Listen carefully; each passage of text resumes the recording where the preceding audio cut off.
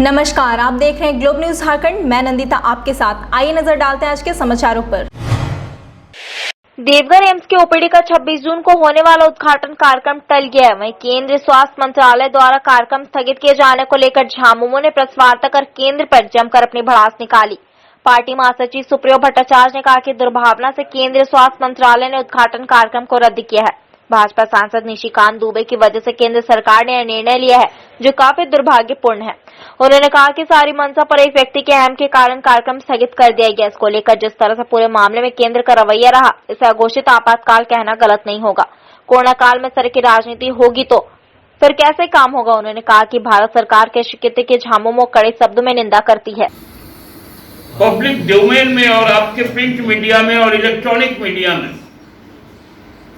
जो खबरें छपी कि एक जो वहां के स्थानीय सांसद है गोड्डा के निशिकांत दुबे जी, उन्होंने इस कार्यक्रम को स्थगित करवा दिया गया क्योंकि वो वर्चुअली नहीं फिजिकली उपस्थित रहना चाहते थे। माननीय सांसद का उद्दंडता हमने पहले भी जब गोड्डा का रेलवे स्टेशन का कार्यक्रम था उसमें देखा था। उसी उद्दंडता को फिर से दोहराने के लिए उनके द्वारा केंद्र सरकार पर दबाव बनाया गया और माननीय प्रधानमंत्री जी के संरक्षण में, माननीय गृह मंत्री जी के संरक्षण में स्वास्थ्य मंत्री ने इस कार्यक्रम को स्थगित कर दिया। आपातकाल विरोध दिवस पर प्रदेश भाजपा कार्यालय में आयोजित कार्यक्रम में प्रदेश अध्यक्ष सांसद दीपक प्रकाश ने कहा कि आपातकाल के पूर्व पूरा देश इंदिरा गांधी सरकार के भ्रष्टाचार से तंग आ चुका था। संपूर्ण क्रांति, महंगाई, भ्रष्टाचार, राइट टू रिकॉल की लड़ाई लड़ी जा रही थी। इंदिरा ने सत्ता बचाने के लिए देश पर काला कानून आपातकाल थोप दिया। इस दौरान विपक्षी दल के 1 लाख से ज्यादा नेताओं को गिरफ्तार कर जेल भेज दिया गया। इस कार्यक्रम में उपस्थित विधायक दल के नेता व पूर्व मुख्यमंत्री बाबूलाल मरांडी ने आपातकाल में संघर्ष करने वाले नेताओं को याद करते हुए कहा कि आपातकाल के विरोध में सर्वाधिक भारतीय जनसंघ और आरएसएस के कार्यकर्ताओं ने संघर्ष किया। आज उनके संघर्ष का फल है कि देश में पुनः लोकतांत्रिक व्यवस्था बहाल की गई। आपातकाल और कांग्रेस का चाल चरित्र बतलाता है कि कांग्रेस सिर्फ और सिर्फ सत्ता उपभोग के लिए राजनीति करती है, जबकि भारतीय जनता पार्टी का इतिहास रहा है कि लोकतंत्र के लिए संघर्ष करना। कार्यक्रम में पहुंचे रांची के विधायक सीपी सिंह ने कहा कि प्रधानमंत्री नरेंद्र मोदी के नेतृत्व में देश रक्षा से लेकर विकास के क्षेत्र में लगातार प्रगति कर रहा है, किंतु लोकतंत्र की हत्या करने वाले कांग्रेस को यह सब पच नहीं रहा। उन्होंने कहा कि चारा घोटाले के आरोपी और परिवारवाद को आगे बढ़ाने वाले लालू यादव और वंशवाद को आगे बढ़ाने वाले मुलायम का समाजवाद फेल हो चुका है। देश सिर्फ राष्ट्रवाद की भावनाओं के साथ आगे बढ़ेगा। वहीं पूर्व प्रदेश अध्यक्ष कार्यक्रम के संयोजक दिशेनानंद गोस्वामी ने कार्यक्रम की प्रस्तावना पढ़ते हुए कहा कि आजादी की दूसरी लड़ाई आपातकाल के दौरान लड़ी गई। भारतीय इतिहास के लिए 25 जून काला दिन है। इंदिरा ने सत्ता की लोलुपता में विपक्षी नेताओं से लेकर सत्याग्रह करने वालों, अखबार व पत्रकारों पर जुल्म के इंतहा बरसाया था। उन्होंने कहा कि कांग्रेस से निकले हुए दलों में आंतरिक लोकतंत्र समाप्त हो चुका है। जो दल अपने नेताओं कार्यकर्ताओं के न्याय नहीं दे सकते, वे देश को कभी भी न्यायिक नजरिया से देख नहीं सकते। उन्होंने कहा कि किसानों के हक और हुकूक की लड़ाई लड़ने वाले प्रदेश अध्यक्ष दीपक प्रकाश व अन्य नेताओं पर जिस प्रकार से कांग्रेस झामुमो की सरकार ने केस किया है, यह कांग्रेस की तानाशाही का घोतक है। इससे पूर्व कार्यक्रम का शुभारंभ जयप्रकाश नारायण और पंडित दीनदयाल उपाध्याय की तस्वीर पर माल्यार्पण और आपातकाल के दौरान शहीद हुए प्रतिमूर्तियों के प्रति मौन रखकर कार्यक्रम आरंभ किया गया। इस क्रम में आपातकाल के दौरान जेल जाने वाले और प्रदेश पदाधिकारियों को अंग वस्त्र और पुस्तक देकर सम्मान।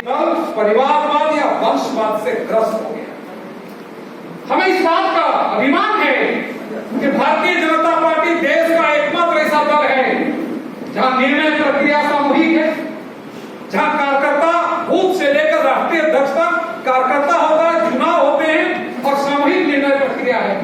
चाहे दिल्ली में केंद्र में संसदीय बोर्ड हो या प्रदेश में पदाधिकारी बैठक से लेकर के बाकी सब मिलजुल कर निर्णय होते हैं।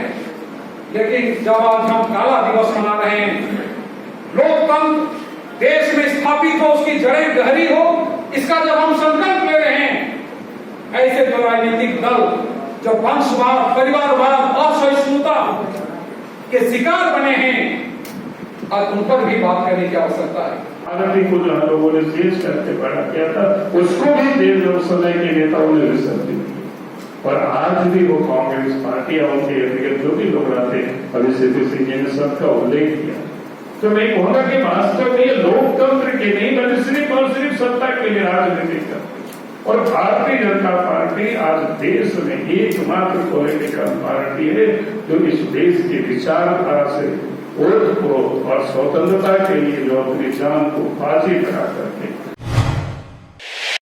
जमशेदपुर के जुगसलाई नगर परिषद क्षेत्र स्थित आरपी पटेल स्कूल परिसर में वृहद वृक्षारोपण कार्यक्रम का आयोजन जुगसलाई नगर परिषद के द्वारा आयोजित किया गया, जहां कार्यक्रम में मुख्य अतिथि के तौर पर विधायक मंगल कालिंदी शामिल हुए। इस दौरान पूरे स्कूल परिसर में लगभग 100 पेड़ों को लगाने का लक्ष्य जुगसलाई नगर परिषद के द्वारा निर्धारित किया गया। वहीं कार्यक्रम में मुख्य अतिथि स्वरूप पहुंचे जुगसलाई विधानसभा क्षेत्र के विधायक मंगल कालिंदी ने पूरे स्कूल परिसर का निरीक्षण किया और स्कूल के मैदान के सौंदर्यीकरण को लेकर आवश्यक दिशा निर्देश नगर परिषद के कार्यपालक पदाधिकारी को दिया। इस दौरान उन्होंने स्कूल के जर्जर हालत पर मुख्यमंत्री से बात कर स्कूल भवन के जीर्णोद्धार का आश्वासन स्कूल के प्राचार्य को दिया। वही जानकारी देते हुए विधायक मंगल कालिंदी ने कहा कि वृक्षारोपण के साथ आरपी पटेल स्कूल के सौंदर्यीकरण के साथ साथ जल्द से जल्द मुख्यमंत्री से बात कर स्कूल भवन का जीर्णोद्धार किया जाएगा।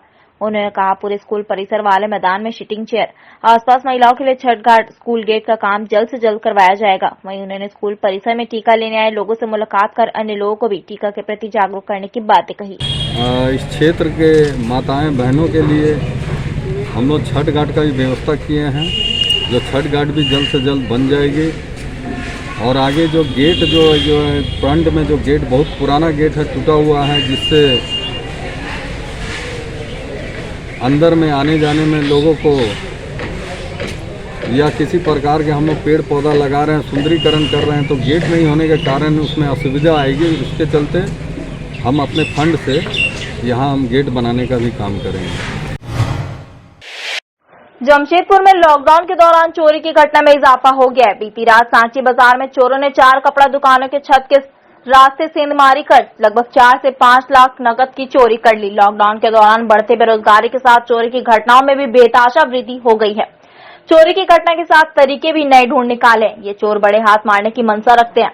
पिछले दिनों जुगसलाई में 25 लाख मूल्य के कपड़े चोरी होने का मामला सामने आया था और अब सांची बाजार में चोरों ने 4 दुकानों में रखे कैश काउंटर से 4 से 5 लाख रुपए नकद पर हाथ साफ कर दिया। दुकानदारों की जानकारी सुबह दुकान आने पर हुई। आपको बता दें कि लॉकडाउन में 4 बजे तक की दुकानें खोलने की अनुमति है, जिसके बाद दुकानें बंद हो जाती है और यही समय चोरों ने चुन रखी है। चोरों का मनोबल इतना बड़ा हुआ है कि बाजारों में होने वाले पेट्रोलिंग का भी इन्हें डर नहीं है और अंजाम दे रहे हैं।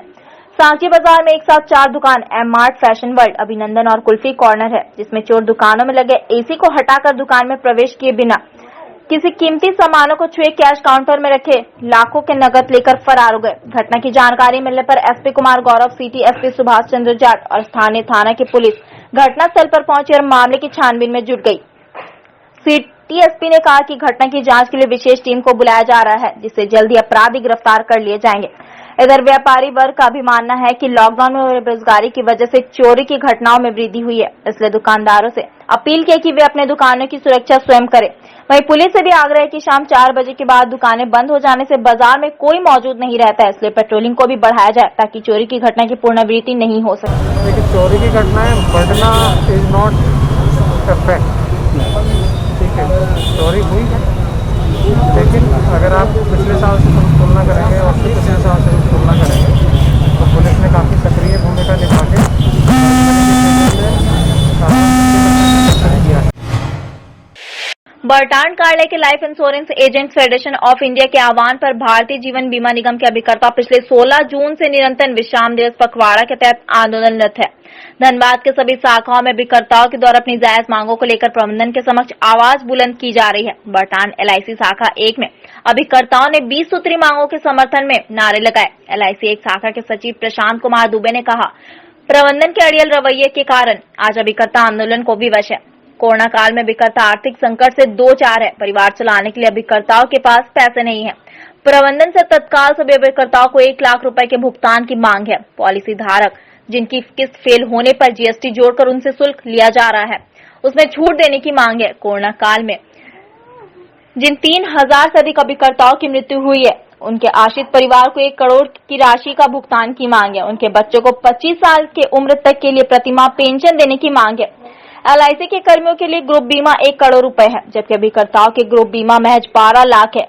कर्मियों के लिए ग्रेच्युटी पेंशन, मेडिक्लेम की सुविधा है, जब अभिकर्ताओं को प्रबंधन ना तो PF दे रही है, ना ही पेंशन की व्यवस्था है। प्रबंधन की इस लचर व्यवस्था की वजह से आज एजेंट को नव युवक बहाल नहीं हो रहे हैं। LIC जो है वेलफेयर संस्था है, तो इसमें जो है GST नहीं लगना चाहिए, जबकि लेट फी पे GST लगता है और उसमें डबल GST लगता है, सेंट्रल और स्टेट दोनों GST लगता है, वो नहीं लगना चाहिए। क्योंकि ये संस्थान जो है कोई फायदा कमाने के लिए नहीं लगाया किया गया, ये वेलफेयर संस्थान है। तो वेलफेयर संस्थान में सबसे बड़ी बात है कि हमारे 3000 अभिकर्ता कोरोना वायरस के संक्रमण से मर गए और उनको देखने वाला कोई नहीं है।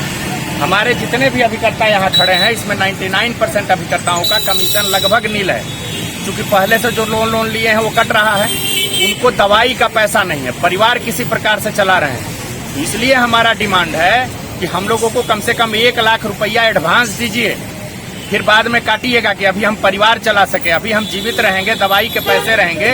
बहुत सारे अभिकर्ता को दवाई के पैसे नहीं है और उनको किसी न किसी के आगे हाथ पसारना पड़ रहा है। मार्च क्लोजिंग में लगभग सभी अभिकर्ता कर्जदार बने हुए हैं। माडा क्लब में वैक्सीनेशन सेंटर पर जमकर हुई बवाल, सभी लोगों ने वहां हंगामा करना शुरू कर दिया, जिससे वैक्सीनेशन सेंटर पर अफरा तफरी का माहौल उत्पन्न हो गया। वहीं स्वास्थ्य कर्मी लोगों को समझाते दिख रहे थे, लेकिन जनता सुनने को तैयार नहीं। बताया जा रहा है कि वैक्सीनेशन सेंटर पर सिरिंज की कमी होने के कारण वैक्सीनेशन नहीं किया जा रहा था। इसी को लेकर स्थानीय लोग जो वैक्सीन लेने के लिए वैक्सीनेशन सेंटर पर आए, उन लोगों ने जमकर बवाल काटा और हो हंगामा करते रहे। वहीं दूसरी ओर रेड क्रॉस सोसाइटी में भी इस तरह का माहौल देखने को मिला। वहां पर भी सिरिंज की कमी के कारण वैक्सीनेशन कार्य ठप हो गई, जिससे स्थानीय जनता उग्र और हो हंगामा करना शुरू कर दिया। वहीं इस मामले पर स्वास्थ्य कर्मी का कहना है कि इस तरह हो हंगामा से वैक्सीनेशन कार्य काफी धीमी हो गया। इसके बावजूद भी लोगों को शांत करा वैक्सीनेशन देने का कार्य जारी है। ऐसे में सुरक्षा व्यवस्था को लेकर भी कई सवाल खड़े करते रहे। इस तरह से हो हंगामा के बीच स्वास्थ्य कर्मी कैसे लोगों के बीच वैक्सीनेशन कार्य को गति देंगे। 1975 में तत्कालीन प्रधानमंत्री इंदिरा गांधी की ओर से लागू आपातकाल के विरोध में भाजपा जमशेदपुर महानगर ने शुक्रवार को काला दिवस मनाया। सांची स्थित जिला कार्यालय में आयोजित कार्यक्रम में भाजपा नेताओं ने आपातकाल को भारतीय इतिहास का सबसे काला अध्याय बताते हुए लोकनायक जयप्रकाश नारायण को स्मरण कर श्रद्धासुमन अर्पित किया। इस अवसर पर आपातकाल के दौरान जेल थे पार्टी के राष्ट्रीय उपाध्यक्ष पूर्व मुख्यमंत्री रघुवर दास समेत कई लोकतंत्र सेनानियों ने आपातकाल के अनुभव साझा किए। उन्होंने कहा कि 25 जून 1975 की मध्य रात्रि में लगाए गए आपातकाल भारतीय लोकतंत्र का सबसे कलंकित अध्याय है, जहां तत्कालीन प्रधानमंत्री इंदिरा गांधी ने अपने राजनीतिक भविष्य को बचाने विपक्षी दलों की बढ़ती एकजुटता को रोकने और सत्ता में बने रहने के लिए एक गैर लोकतांत्रिक निर्णय देश की जनता पर थोप दिया। लेकिन गैर कांग्रेसी पार्टियों ने पुरजोर विरोध करते हुए देश को लोकतंत्र से परिवार तंत्र में बदलने से बचाया। आपातकाल भारतीय राजनीति के इतिहास में सबसे बड़ी त्रासदी साबित हुई। जो भारत के लोकतंत्र पर एक काला अध्याय लिखा गया, उसके विरोध में भारतीय जनता पार्टी आने वाली पीढ़ी को जो स्वतंत्रता के बाद भारतीय इतिहास में जो लोकतंत्र के साथ के ऊपर धब्बा लगाया कांग्रेस पार्टी और श्रीमती इंदिरा गांधी के द्वारा, और 1975-76 में लोकशाही इमरजेंसी लगने के बाद खतरे पर हो, ऐसा लगता था कि लोकतंत्र के स्थान पर परिवार तंत्र स्थापित हो जाए। लेकिन देश के सारे लोकतंत्र प्रेमी राजनीतिक दल, राष्ट्रीय स्वयंसेवक संघ, अनेक सामाजिक संगठन के शांतिपूर्ण प्रदर्शन के कारण श्रीमती इंदिरा गांधी और कांग्रेस की लोकतंत्र का परिवार तंत्र में जो बदलने का षड्यंत्र था वो सफल नहीं हुआ। सफेद दाग लाइलाज नहीं है, इसका 100% इलाज संभव है। यह कहना है कोल्हान के सबसे बड़े सरकारी अस्पताल एमजीएम अस्पताल के चर्म रोग विशेषज्ञ डॉक्टर एएन झा का। यह बातें उन्होंने अस्पताल के सभागार में आयोजित वर्ल्ड विटिलिगो डे के मौके पर एक सेमिनार के दौरान कही। डॉक्टर झा ने कहा कि सफेद दाग को लोग अंधविश्वास से जोड़कर देखते हैं, लेकिन आधुनिक चिकित्सा पद्धति में इसका इलाज 100% संभव है।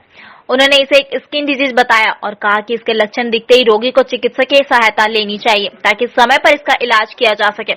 डॉक्टर झा ने बताया कि लोगों की मानसिकता के विकार को दूर करने के उद्देश्य से दुनिया भर के चर्म रोग विशेषज्ञ वर्ल्ड विटिलिगो डे मानते हैं ताकि सफेद दाग को लेकर समाज में फैली भ्रांतियों को दूर किया जा सके। ये जो बीमारी है ऑटो इम्यून डिजीज है, किसी को भी हो सकता है। इस बीमारी में सिर्फ चमड़ा में दागी आता है, अंदर में कुछ नहीं होता है। ये एक सामाजिक जो है ना, इसको सामाजिक ये से देखा जाता है कि नहीं ये ठीक बीमारी नहीं है, लेकिन ऐसी बात नहीं है। तो ये जो विश्व समुदाय था चर्म रोग विशेषज्ञ का, उन्होंने सोचा कि इस बीमारी के प्रति लोगों को जागरूक किया जाए कि ये वास्तव में कुछ नहीं है, एक छोटा सा स्किन का डिफॉर्मिटी है जो कहीं कहीं स्किन उजला हो जाता है। ये कोई खराब चीज़ नहीं है और इसकी जो इलाज है आजकल बहुत ज़्यादा हो रहा है। अत्याधुनिक तरीका से इसका आजकल 90 to 95% क्योर रेट हो गया है।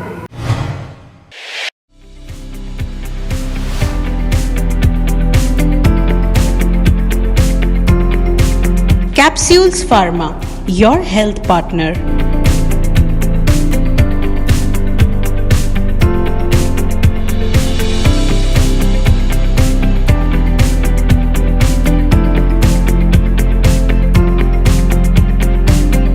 यहाँ सभी रेंज की दवाइयाँ उपलब्ध है। होम डिलीवरी की भी सुविधा हमारे पास अवेलेबल है।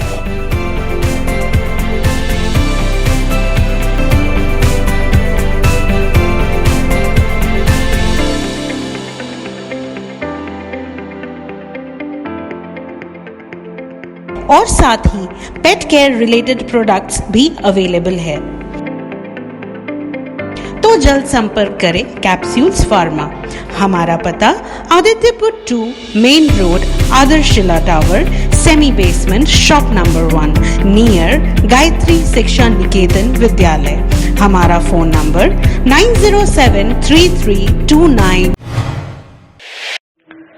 विगत 9 वर्षों से 4 बच्चों की मां को नहीं मिला न्याय। न्याय की आस में प्रतिदिन अपने छोटे छोटे बच्चों को लेकर डीसी और एसएसपी कार्यालय का चक्कर लगा रही है, लेकिन अब इसका सुनने वाला कोई नहीं है।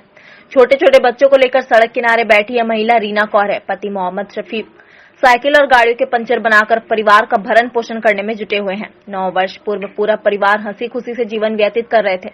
शास्त्री नगर ब्लॉक नंबर 3 के रहने वाले तलुल्ला अंसारी के घर पर यह पूरा परिवार रहता था, लेकिन मकान मालिक ने 2020 में नवाब मोहम्मद को मकान बेच दी। इसके बाद से इस परिवार में मुसीबत आ गई। अचानक मई 2020 को देर रात मोहम्मद नवाब ने छोटे छोटे बच्चों के साथ पति पत्नी को घर से बाहर निकाल दिया और सामान अपने कब्जे में कर लिया, जिसका पति ने विरोध किया तो जमकर पिटाई कर उसे अधमरा कर फेंक दिया। पुलिस पहुंची और मामला दर्ज किया, लेकिन न्याय नहीं मिला। इस परिवार को सिर्फ घर से बेघर ही नहीं किया, बल्कि घर में रखे लाखों मूल्य के सामानों भी दबंगों ने अपने कब्जे में कर ली। रीना कौर कहते कि जब पुराना मकान मालिक था तो उसे टेम्पो खरीदने में सहयोग करने के लिए 20,000 रुपए दिए थे, वह भी उन लोगों ने हड़प ली। अब यह परिवार छोटे छोटे बच्चों के साथ पुराना मकान के सामने ही छोटी सी झोपड़ी बनाकर सड़क किनारे रहने पर मजबूर है। वहीं पति पंचर बनाकर परिवार का भरण पोषण करता है, जबकि रीना कौर न्याय के आस में विगत 9 वर्षों से डीसी और एसपी से गुहार लगा रही है। शुरुआत में एसपी प्रशांत आनंद की पहल पर नवाब मोहम्मद ने 4 लाख रुपए मुआवजे के तौर पर देने की सहमति जताई थी, लेकिन एसपी के तबादला होते ही वह आज भी चला गया। लेकिन रीना अब भी छोटे छोटे हुए बच्चों को लेकर एसपी कार्यालय पहुंचती है, जहां घंटों बैठकर वापस घर चलाती है, इस उम्मीद में कि शायद कभी तो न्याय मिलेगा। लेकिन अब रीना कौर थक हार गई है। कहते हैं कि अब किसी पर भरोसा नहीं रह गया। अगर न्याय नहीं मिला तो वह इसी डीसी कार्यालय के समक्ष पूरे परिवार के साथ आत्मदाह कर लेगी, क्योंकि जिस नार की जिंदगी जीने पर विवश है, उससे बेहतर है कि जिंदगी से छुटकारा। दिन में धरना में बैठ गए, लास्ट में काम नहीं हुआ। लास्ट में क्या करेंगे? पेट्रोल लेके बैठे हैं, पेट्रोल डालेंगे अपना पर दोनों बच्चा का पर अपना बीवी और उसके पर डाल के चारों जन खत्म हो जाएगा। क्या करेंगे? हम लोग यही चाहते हैं। कहाँ रहते थे? शास्त्री नगर में रहते थे, ब्लॉक नंबर 3 में। अच्छा, तब वो घर क्या है? हाउस नंबर भी 3 ही है वो। अभी वो घर बिल्डिंग बन गया, बिल्डर खरीदा, वो हम लोग उस घर से बर्बाद किया, निकाल दिया। घर खरीदा था, मेरा सामान नहीं खरीदा। हर एक भाड़ा भी उसका बाकी ही नहीं, कोई भाड़ा कोई बाकी तो है। घर किसका था? घर था सनोल्ला अंसारी का। सनोल्ला अंसारी उसको नवाब मोहम्मद को बिक्री कर दिया। वो उसके बाद में वहाँ से हमको निकाल दिया। घर से आधा रात को हमको निकाला, बिना का दिए सब। एक जोड़ा में हम लोग घर खाली करके चले गए। बोला सामान देंगे, सामान नहीं दिया। दूसरा दिन आए हम लोग, 15-20 दिन तक सामान घर में था ही नहीं। सब तोड़ फोड़ रहा था घर में, तोड़ फोड़ के मेरा सामान हटा दिया। कब ये भगाया आपको? हमको भगाया वो हो गया है कम से कम 9 साल तो हो ही रहा है। तब से ही प्रशासन का चक्कर हम लगा रहे हैं। मार के मेरा आदमी को भी फेंक दिया था। कदमा थाना आया, उठा के लेके गया, एनजीओ में भर्ती कर दिया। फिर हम लोग आए, हम लोग छोड़ दिए थे सब कुछ कि चलो भूल जाएंगे, छोड़ो सब कुछ। पर हद से ज्यादा फिर कोर्ट में जब बोले परेशान करने लगा, हम लोग कोर्ट में गए। हम केस किए उसके ऊपर, कपड़ा इसके लिए, तो सामान के लिए केस किया। तो एग्रीमेंट किया 4 लाख रुपया का, बोला देंगे। वकील नॉन मिल के केस भी करवाया मेरे से सब कुछ काम, पर 1 रुपया नहीं मिला। सारा ओरिजिनल कागज घर में और सब कागज पत्तर मेरा पास। प्रशासन आपको कितना सहयोग किया? प्रशासन हमको कोई सहयोग नहीं किया। बोला था पैसा दिलाएंगे, एसपी आनंद कुमार बोला दिलाएंगे पैसा तुमको, पर कुछ नहीं दिलाया। जमशेदपुर के ग्रामीण क्षेत्रों में भी पूर्व डिप्टी सीएम स्वर्गीय सुधीर महतो की धूमधाम से जन्म जयंती मनाई गई, जहां उन्हें श्रद्धा सुमन अर्पित कर उनके बताए मार्ग पर चलने का प्रण लिया गया। झारखंड मुक्ति मोर्चा जमशेदपुर प्रखंड कमेटी की ओर से परसुरी स्थित झारखंड मुक्ति मोर्चा कार्यालय में स्वर्गीय सुधीर महतो की जन्म जयंती मनाई गई, जहां इस दौरान प्रखंड अध्यक्ष बहादुर किस्कू के नेतृत्व में पार्टी कार्यकर्ताओं ने 2 मिनट का मौन रखकर उन्हें श्रद्धा सुमन अर्पित किया। वहीं इस संबंध में जानकारी देते हुए प्रखंड अध्यक्ष बहादुर किस्कू ने बताया कि आज डिप्टी सीएम स्वर्गीय सुधीर महतो सभी के बीच नहीं है, जो एक पार्टी के साथ साथ पूरे राज्य के लिए अपूर्ण क्षति है। उन्होंने कहा कि आज उनके 65वें जन्म जयंती के अवसर पर उनके बताए मार्ग पर चलने का प्रण लिया गया है। अगरबत्ती फूल माला देकर श्रद्धांजलि अर्पित किए और उनको 1 मिनट का मौन रखकर हम लोग दिल से हम लोग याद किए। और आज हम लोग के बीच सुधीर महतो नहीं होने के कारण उनका जो सपना था उस सपना को हम लोग साकार करेंगे। उनकी जो सोच थी उस सोच को हम लोग आगे बढ़ाएंगे। जमशेदपुर के उत्तरी सुनसुनगुड़िया पंचायत भवन में टीकाकरण का जायजा लेने क्षेत्र का विधायक मंगल कालिंदी पहुंचे और लोगों से ज्यादा टीकाकरण के प्रति अन्य लोगों को जागरूक करने का आग्रह किया। इस दौरान पंचायत भवन में टीका लेने वाले लाभुकों की भीड़ उमड़ पड़ी। 18 वर्ष आयु वर्ग से 44 वर्ष तक का ऑफलाइन टीकाकरण होने से लोग भारी संख्या में पंचायत भवन पहुंचे, जहां विधायक टीकाकरण केंद्र पहुंचकर लोगों से सामाजिक दूरी का पालन करते हुए टीका लेने की अपील की। उन्होंने कहा कि टीके को लेकर कुछ भ्रांतियां समाज में फैलाई जा रही है। उन भ्रांतियों को दूर करते हुए स्वयं टीका लेकर अन्य लोगों को भी टीका के प्रति जागरूक करने की जिम्मेदारी हर एक नागरिक की है, क्योंकि राज्य के मुख्यमंत्री लगातार प्रयासरत है कि राज्य की जनता 100% टीकाकरण में अपना सहभागिता सुनिश्चित करे। क्योंकि उसके लिए हम लोग प्रत्येक पंचायत में जाके घूम के गांव में जो है सबको जागरूक कर रहे हैं कि वैक्सीन लेना जरूरी है, और शहर के लोग में जागरूकता है, इसीलिए जो है वो लोग वैक्सीन ज़्यादा से ज़्यादा लेने के लिए यहाँ उपस्थित हो रहे हैं। तो जो सरकार का गाइडलाइन है वो गाइडलाइन को देखते हुए और सब जागरूक है, वैक्सीन लेने के लिए आए हैं कि हमको वैक्सीन मिलना चाहिए। तो ये तो बड़ी खुशी की बात है कि ज़्यादा से ज़्यादा संख्या में आके लोग यहाँ में वैक्सीन ले रहे हैं।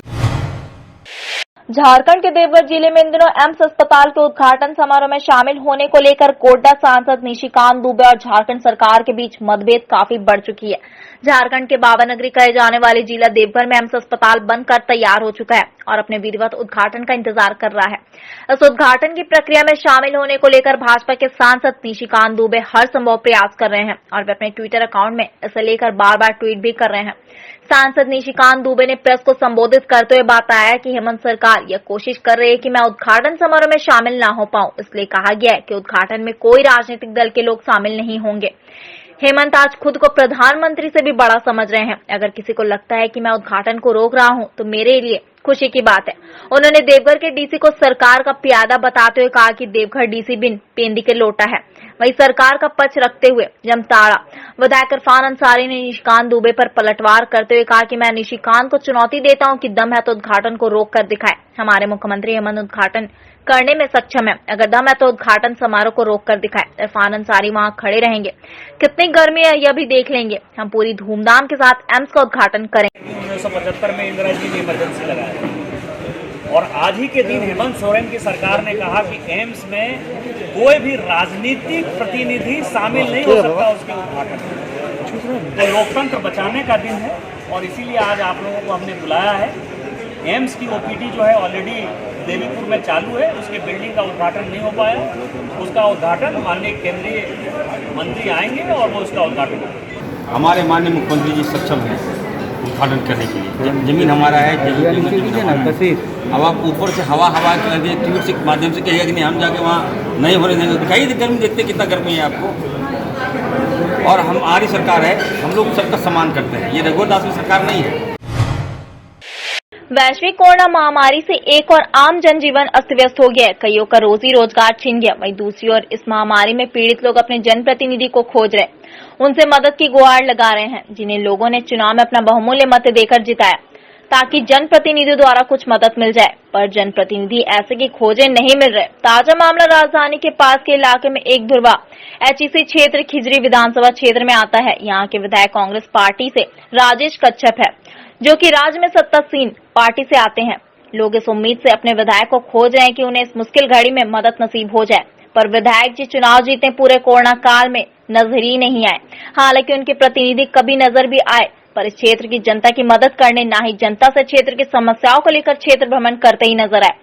जिसके बाद क्षेत्र की जनता में एचईसी क्षेत्र के ध्रुवा इलाके की जनता ने क्षेत्र में उनके लापता होने का पोस्टर चिपका दिया, जिसमें लिखा है कि यहाँ के विधायक लापता है। वहीं जब विधायक के प्रतिनिधि से इस संबंध में पूछा तो उन्होंने कहा कि लोकतंत्र है, सभी को अभिव्यक्ति की आजादी है।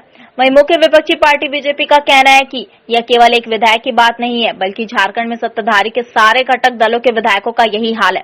वहीं कांग्रेस के जितने भी विधायक है वो क्षेत्र की जनता को समस्याओं को छोड़कर वे दिल्ली दरबार में हाजिरी लगाने में व्यस्त है, ताकि अपने लिए मंत्री पद या फिर मलाईदार बोर्ड निगम के अध्यक्ष पद का जुगाड़ अपने लिए कर सके। वहीं कांग्रेस विधायक राजेश कच्छप ने कहा कि अगर ये जनता का संदेश है तो मैं कोशिश करूंगा कि उन्हें शिकायत का मौका नहीं दूंगा। साथ ही इस मामले में उन्होंने राजनीतिक साजिश से भी इंकार नहीं किया और कहा कि आरोप ये जो है सबसे बड़ी बात है। ये मतलब पूरा भारतवर्ष में सबको मौलिक अधिकार है एक स्वतंत्रता का। उनकी कुछ इच्छा नहीं पूरी हुई, जिसके वजह से वो अपना इस तरह से विचार व्यक्त किए। मैं उनको भी यही बोलूँगा कि आप जो भी चीज़ किए हैं आप उस मतलब विधायक जी के बारे में पूर्ण रूपेण जान लीजिए, उसके बाद इस तरह का कोई भी कमेंट्स करें। विधायक से नाराजगी है, कभी क्षेत्र में नज़र नहीं आते हैं और क्षेत्र में नज़र नहीं आने के बाद उनका प्रतिनिधि भी कभी कभी हालचाल, जैसे कि हम ही लोग का यहाँ देखिए अभी बीजेपी के पूर्व विधायक थे राम कुमार पाहा जी, वो कम से कम 300 दिन घूमते थे, हालचाल पूछते थे, कुछ हो नहीं हो उससे नहीं मतलब। आजकल तो सब राजनीतिक पार्टी झूठ सच बोलते रहता है, उससे कोई मतलब नहीं है, लेकिन कभी फील्ड में कभी नज़र हम लोग को नहीं आया। के प्रति जवाबदेही है मेरी, जब उस जवाबदेही से मैं भाग नहीं सकता। हो सकता है एक पॉलिटिकल रंजिश हो सकती है या पॉलिटिकल प्रतिद्वंदिता हो सकती है, राजनीति में कुछ कहा नहीं जा सकता है, लेकिन मैं उन तमाम चीज़ों का सम्मान करता हूँ। अगर जनता ने कहा है तो मैं निश्चित तौर से अगर मुझसे कहीं चूक हुई हो तो मैं उस पर सुधार करने का प्रयास करूँगा। लेकिन अगर कोई पर्सनली पॉलिटिकल प्रतिद्वंदिता अगर दिखाई हो तो मैं उनसे आग्रह करना चाहता हूं कि आपने क्या किया कोरोना काल में। देखिए, खिजरी के विधायक राजेश कच्छप जी का जो पोस्टर पूरे तरीके से उनके क्षेत्र में चिपकाया गया है, उसमें साफ है कि वो अपने क्षेत्र में दिखते नहीं है, जनता की समस्याओं के प्रति वो सजग नहीं है। पर सिर्फ उनकी बात नहीं करें, अभी महागठबंधन के जितने घटक दल हैं उनके सारे विधायक ऐसा लगता है कि गायब हो गए हैं जनता के बीच से और अपने गेटिंग सेटिंग में लगे हैं। अभी 2 दिन पहले कोल्हान क्षेत्र के एक विधायक टेंडर मैनेज करने के लिए रांची आए थे। जाहिर तौर पर वो अपने क्षेत्र से लंबे समय से गायब हैं। इसी तरीके से एक मंत्री जी का भी फ़ोन का ऑडियो वायरल हुआ था, जिसमें वो टेंडर मैनेज करने की बात कर रहे थे। कांग्रेस के विधायकों की बात करें तो वो जन समस्याओं को छोड़कर, अपने क्षेत्र की समस्याओं को छोड़कर दिल्ली दरबार की हाजिरी लगा रहे हैं, ताकि उन्हें मंत्री का पद और बोर्ड निगम में मलाईदार पद मिल सके।